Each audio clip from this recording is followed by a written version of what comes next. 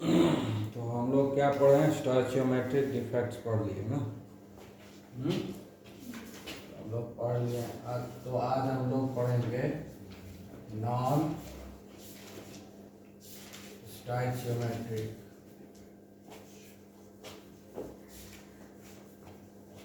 स्टोइचियोमेट्रिक defects.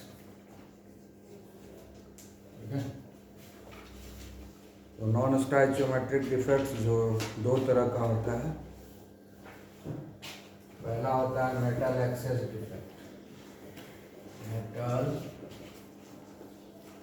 Access defects, ठीक है। और दूसरा होता है metal deficiency defect.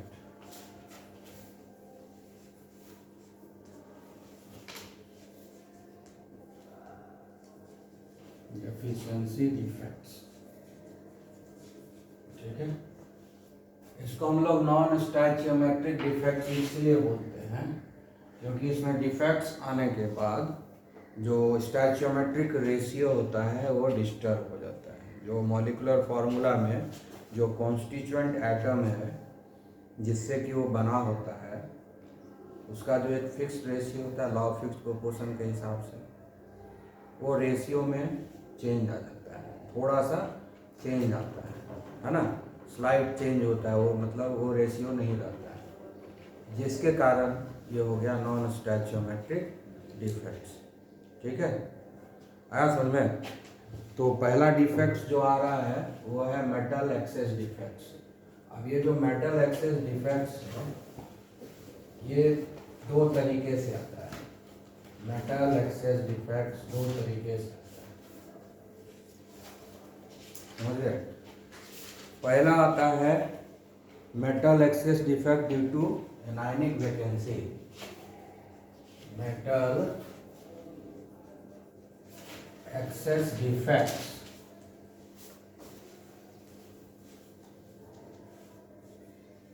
Due to anionic vacancy, due to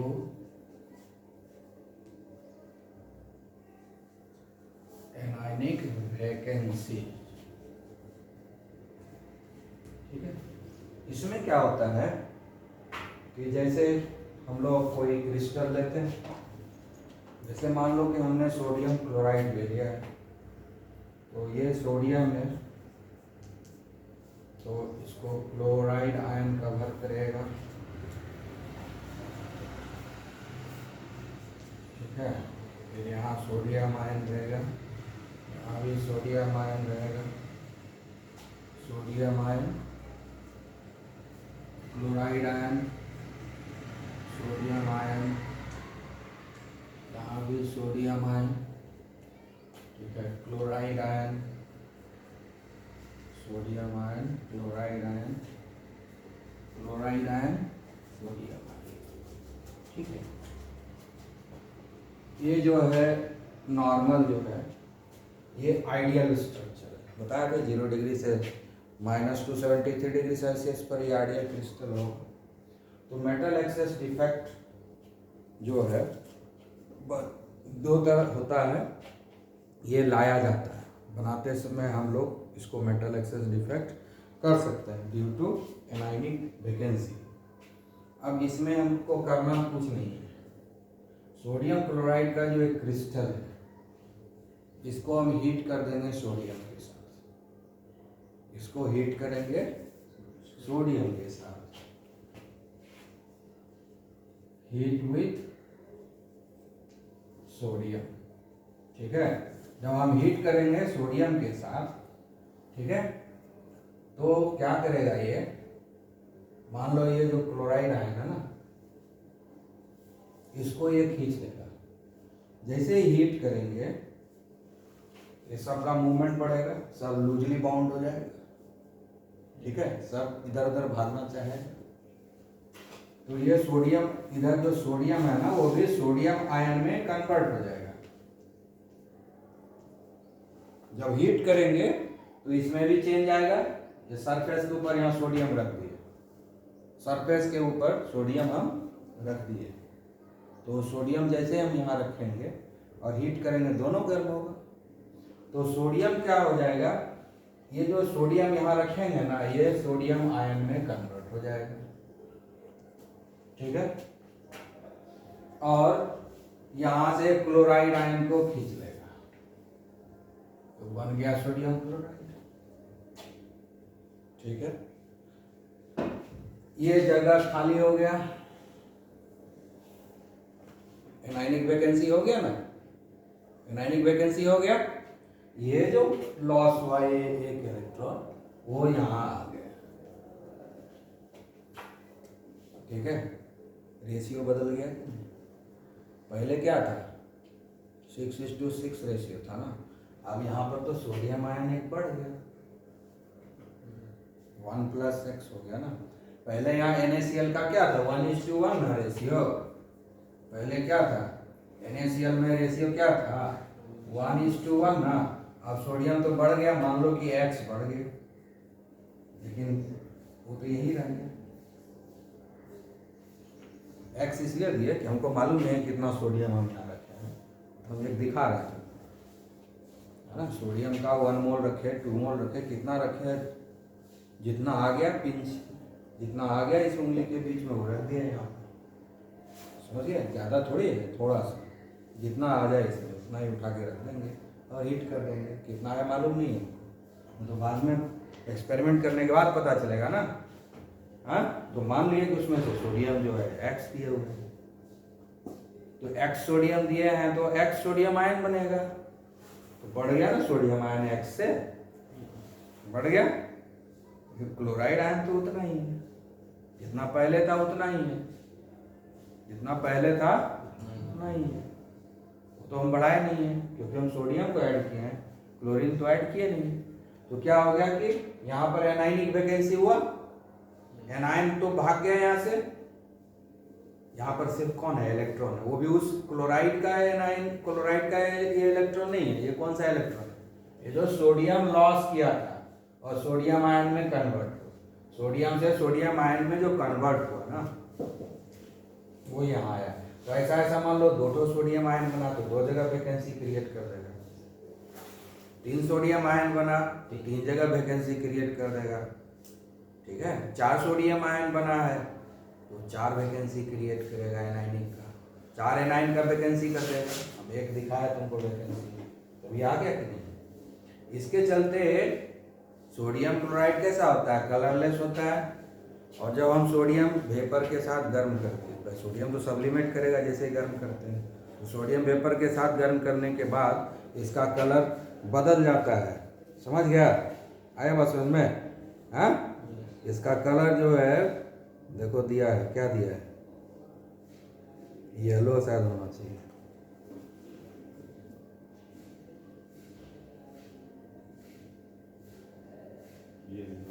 yellow है ना। हाँ, तो जैसे हम सोडियम आयन के साथ इसको गर्म किए तो ये हो गया येलो, होता कैसा है कलरलेस, तो ये हो गया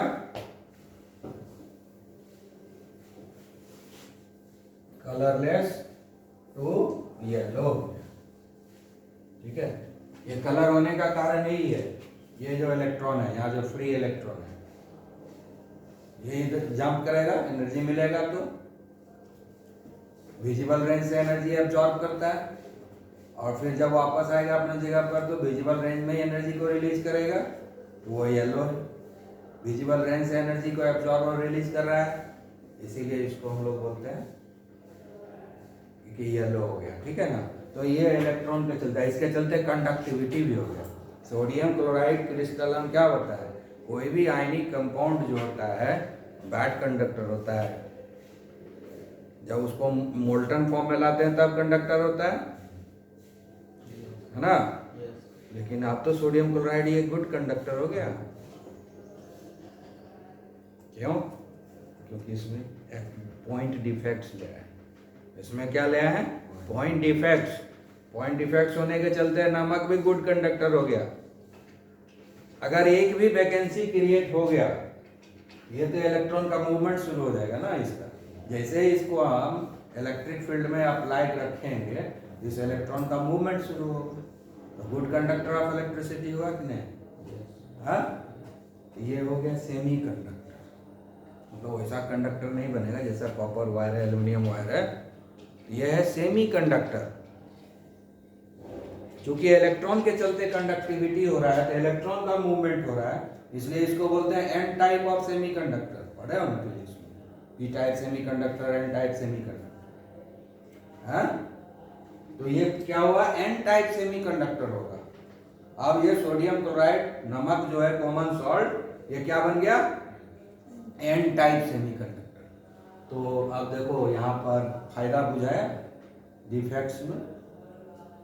ये तो मैन मेड डिफेक्ट्स है, ये अपने आप डिफेक्ट्स नहीं हो रहा है, ये मैन मेड डिफेक्ट्स, हीट करने से डिफेक्ट आ जाता है। ठीक है, इसीलिए पढ़ाया जाता है कि सेमीकंडक्टर को हीट करने से उसका कंडक्टिविटी बढ़ता है। ठीक है, और कंडक्टर को हीट करने से उसका कंडक्टिविटी घट जाता है। ठीक है, क्योंकि वहाँ पर जो मेटल होता है वो वाइब्रेट करने लगता है ज़्यादा, तो इलेक्ट्रॉन को रास्ता सही नहीं मिलता है, टकराने का चांसेस बढ़ जाता है, तो मूवमेंट इलेक्ट्रॉन का घट जाता है, इलेक्ट्रिसिटी घट जाता है। लेकिन यहाँ पर क्या हो गया? जब हम गर्म करेंगे तो इस इलेक्ट्रॉन का मूवमेंट फास्ट हो जाएगा, ये सब लूजली बाउंड हो जाएगा। समझ गए? इस इलेक्ट्रॉन का मूवमेंट फास्ट हो जाएगा, ज़्यादा से ज़्यादा वैकेंसी क्रिएट होने लगेगा, ज़्यादा से ज़्यादा वैकेंसी क्रिएट होने लगा, तो मोर नंबर ऑफ इलेक्ट्रॉन जो है रिलीज हो, तो मूवमेंट ज़्यादा होगा नंबर ऑफ इलेक्ट्रॉन्स का। इसीलिए ये गर्म करने से सेमी कंडक्टर गुड कंडक्टर बन जाता है, जबकि गुड कंडक्टर को गर्म करने से तो बैड कंडक्टर बनने लगता है। समझ में आया? है क्लियर? तो ये क्या हो गया? N type semiconductor. ये कौन सा हो गया? N type. एन मतलब नेगेटिव, मतलब इलेक्ट्रॉन के चलते ये कंडक्टर हो गया। एन टाइप सेमी कंडक्टर, ये हो गया एन टाइप सेमी कंडक्टर। आया समझ में? ये हो गया metal excess defect due to the anion vacancy. तो जब भी हम एनायन वैकेंसी क्रिएट करेंगे तो ये क्या हो जाएगा? N type semiconductor. ठीक है, इसको हम लोग एफ सेंटर भी बोलते हैं। एफ सेंटर मतलब कलर्ड सेंटर, फर्बीजेंटर है ना, इंग्लिश वर्ड नहीं है, ये कोई दूसरा वर्ड होगा, जर्मन। फर्बीजेंटर मतलब होता है कलर्ड सेंटर, इसलिए उसके नाम पर ये इसको हम एफ सेंटर भी बोलते हैं, है ना। जब हम एनायन वैकेंसी क्रिएट करते हैं मेटल एक्सेस डिफेक्ट्स क्रिएट करने के लिए, जब एनायन का वैकेंसी क्रिएट कर देते हैं, ठीक है, तो क्या होता है? एफ सेंटर क्रिएट होता है। एफ सेंटर कुछ नहीं है, जो एनायनिक वैकेंसी जहाँ हुआ और वहाँ पर मेटल के द्वारा लॉस किया गया इलेक्ट्रॉन आ गया, यही ना आया है, यही वाला ना इलेक्ट्रॉन आ गया है यहाँ, और ये सोडियम आयन आ गया यहाँ, यहाँ से क्लोराइड आयन उठ के यहाँ चला आया, यही ना है। समझ में आया? क्लियर? अब जो है इसका और भी एग्जांपल है, जैसे लिथियम क्लोराइड को भी यही कर सकते, यही चीज तुम्हारा लिथियम क्लोराइड रहेगा और लिथियम के साथ हीट करो, यही चीज होगा। ठीक है, ये शायद रेड हो जाएगा, है ना, इसमें भी एफ सेंटर क्रिएट होगा, ठीक है, पिंक हो जाता है। इसको हिट करोगे तो ये कैसा हो जाएगा? पिंक। ठीक है, उसके बाद पोटेशियम क्लोराइड को हिट कर दो पोटेशियम के साथ, ठीक है, तो ये हो जाएगा वायलेट। ठीक है, समझ गए? ये सारा एग्जांपल क्या है? Metal deficiency, metal excess defect, examples of metal excess defect due to anionic vacancy. यहाँ पर भी क्लोराइड आयन निकल के इससे जुड़ जाएगा, लिथियम क्लोराइड बन जाएगा, एक वैकेंसी हो जाएगा, यहाँ भी क्लोराइड आयन निकल के इसके साथ जुड़ जाएगा और ये जो पोटेशियम इलेक्ट्रॉन रिलीज करेगा वहां चला जाएगा खाली जगह पर।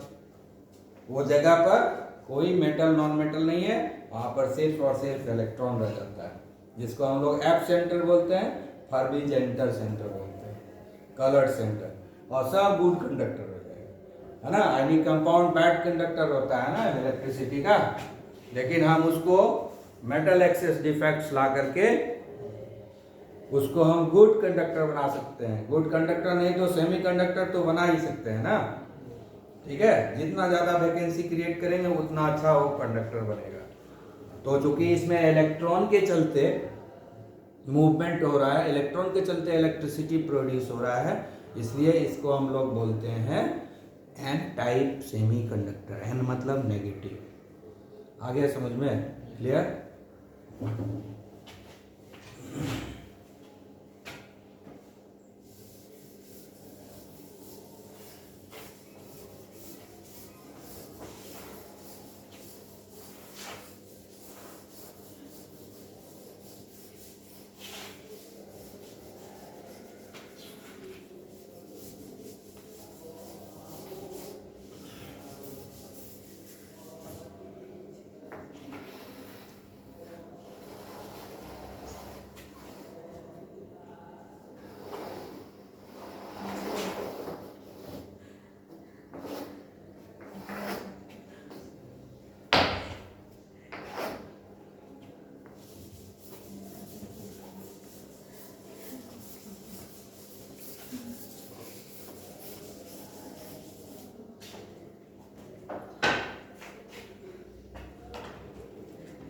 तो अब हम लोग जो है मेटल एक्सेस डिफेक्ट्स जो लाएंगे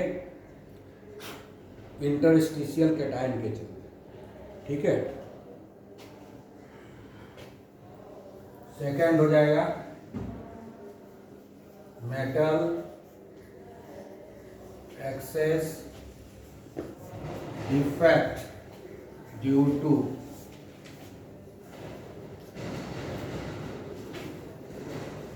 इंटरस्टिशियल कैटायन। मतलब क्या हुआ? इंटरस्टिशियल पोजीशन पर कैटायन का मूवमेंट हो जाएगा, ठीक है। समझ में? अब देखो इसमें क्या होता है, जैसे कि हम जिंक ऑक्साइड लेंगे, जिंक ऑक्साइड, ठीक है। तो ऐसे ही बनेगा जिंक 2+,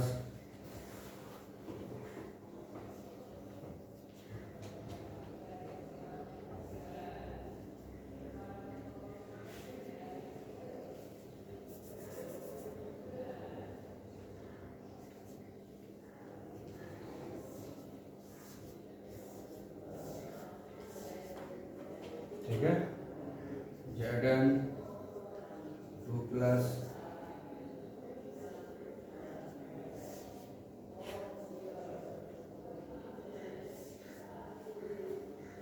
ठीक है, जिंक ऑक्साइड लिए हैं।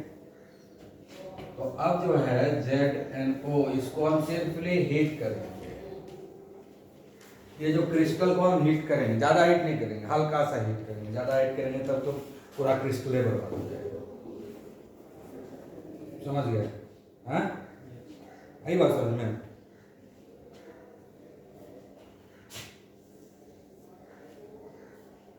और एक बनाएंगे तो आपको Zn2+,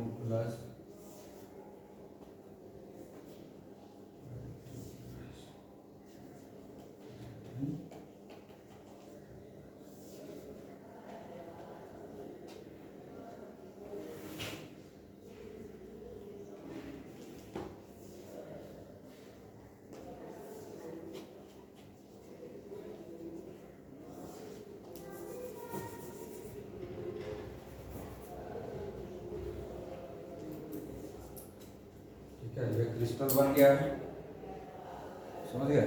अब हम लोग क्या करेंगे, इसको हीट करेंगे। तो कैसे होगा? जिंक ऑक्साइड का डिकम्पोजिशन होता है, ठीक है। बहुत ज़्यादा हीट कर देंगे तो पूरे क्रिस्टल का डिकम्पोजिशन हो जाएगा। तो हमको हल्का सा हीट करना है, बहुत ज़्यादा हीट नहीं करना है, नहीं का 2 मिनट के लिए हीट करेंगे उतने में ही हो जाएगा। पूरा हीट कर दिया तो अब गड़बड़ हो जाएगा। तो ये क्या हो जाएगा, ये टूट जाएगा जिंक आयन में और ऑक्सीजन गैस रिलीज हो जाएगा, ठीक है। और ये 2 इलेक्ट्रॉन रिलीज कर देगा, ठीक है। ऑक्सीजन के ऊपर 2 है ना इलेक्ट्रॉन, 2 नेगेटिव चार्ज है तो रिलीज हो जाएगा, समझे? हाँ।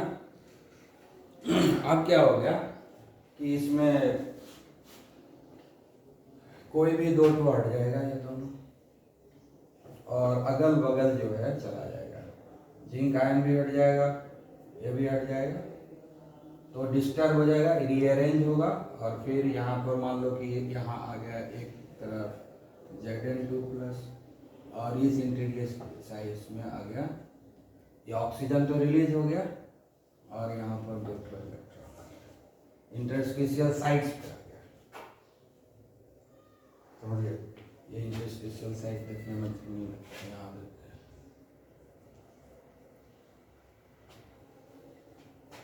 होगा क्या, मान लो कि ये दोनों हट गया, ये दोनों हट गया, या कोई भी 2 को हम हटा देते हैं, कोई भी 2 को हटा देते हैं, और हटाने के बाद रीअरेंज होगा, ये हट जाएगा, ये जगह और ये जगह खाली हो जाएगा, फिर से रीअरेंज हो जाएगा, वो जगह तुमको खाली नहीं दिखेगा, लेकिन वहां से जो जिंक आयन हटेगा वो यहाँ आ गया, ठीक है। मान लो कि हम इसको हटा देते हैं, इसको हटा दिए, खाली हो गया ना।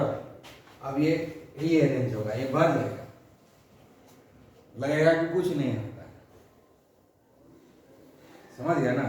रीअरेंज हो जाएगा, क्लियर, ये खाली नहीं दिखेगा,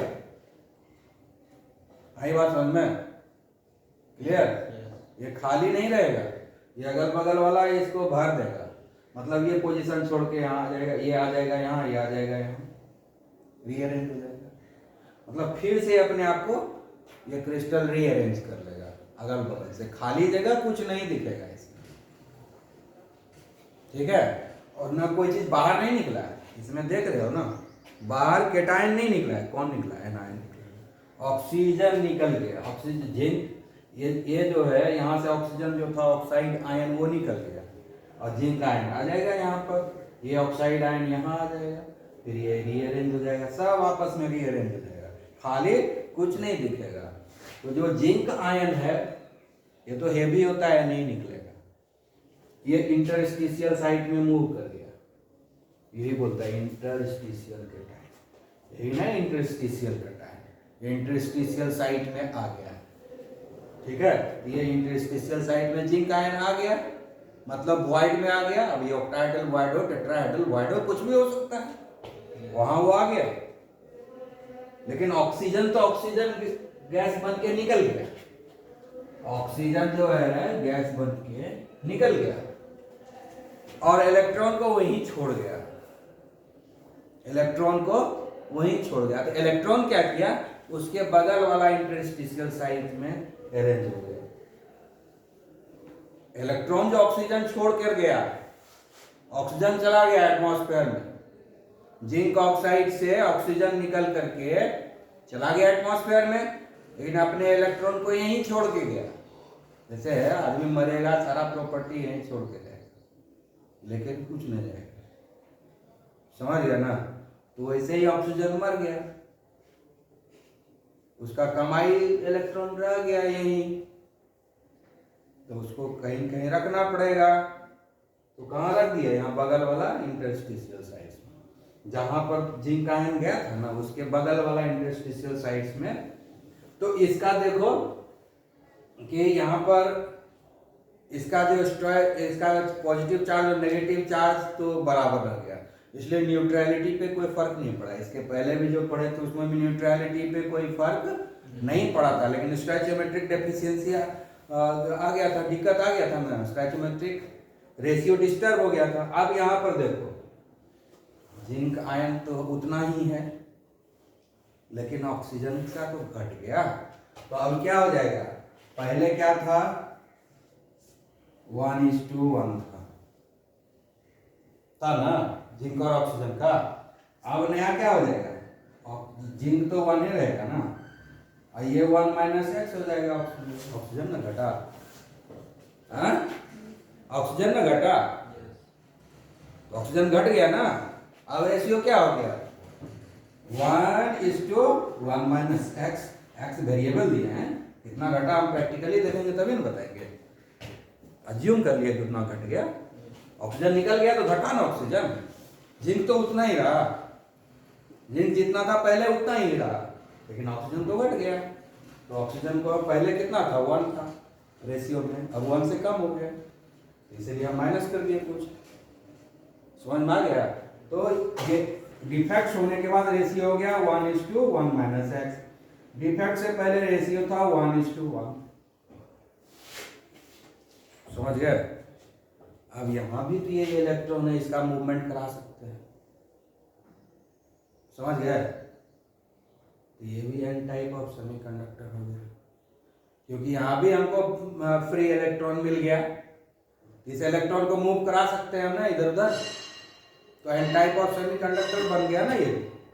यानी मेटल एक्सेस डिफेक्ट जो होता है वो एन टाइप सेमीकंडक्टर प्रोड्यूस करता है, चाहे वो इंटरस्टिशियल कैटायन के चलते हो या एनायनिक वैकेंसी के चलते हो।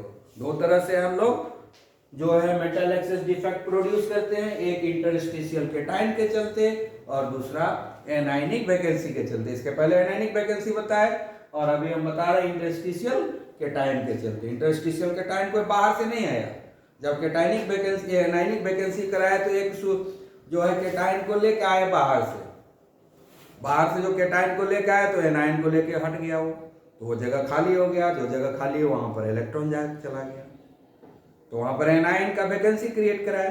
यहाँ पर बाहर से कुछ नहीं लाया, क्रिस्टल को हल्का सा गर्म कर दिया। अगर पूरा गर्म कर देंगे तो पूरा क्रिस्टल ही बर्बाद हो जाएगा, सब है ना, ऑक्सीजन रिलीज कर देगा। हल्का सा गर्म करेंगे ताकि 2-4 मॉलिक्यूल डिकम्पोज हो जाए। जिंक ऑक्साइड का डिकम्पोजिशन हो रहा है ना, हाँ, तो थोड़ा सा गर्म करेंगे ताकि इसमें डिकम्पोजिशन हो जाए। और ये संभव उसी के साथ है जिसके कैटायन का साइज कम होगा एनायन के साइज से, तब न जाएगा इंटरस्टिशियल साइट में। NaCl में क्या है, बराबर है दोनों, सोडियम आयन और क्लोराइड आयन का साइज बराबर है, इसलिए वहां पर इंटरस्टिशियल कैटायन नहीं हो सकता, वहां एनायनिक वैकेंसी ही देना पड़ेगा। ठीक है। इंटरस्टिशियल कैटायन कहां पर आएगा, जहां पर कैटायन और एनायन में डिफरेंस के साइज में डिफरेंस ज्यादा होगा, वहीं पर न संभव है, तभी ना हो जाएगा इंटरस्टिशियल साइट में। तो इसीलिए जैसे ही हम हल्का गर्म किए, कुछ मॉलिक्यूल जिंक ऑक्साइड का डिकम्पोज कर दिया। ठीक है, डिकम्पोज किया तो जिंक आयन दिया, साथ में ऑक्सीजन गैस रिलीज किया, लेकिन ऑक्सीजन के जो ऑक्साइड आयन है उसके ऊपर 2 नेगेटिव चार्ज है, तो वो 2 इलेक्ट्रॉन यहीं छोड़ के चला गया, अपने वो ऑक्सीजन गैस में कन्वर्ट हो गया और अपना कमाया और धन यहीं छोड़ दिया।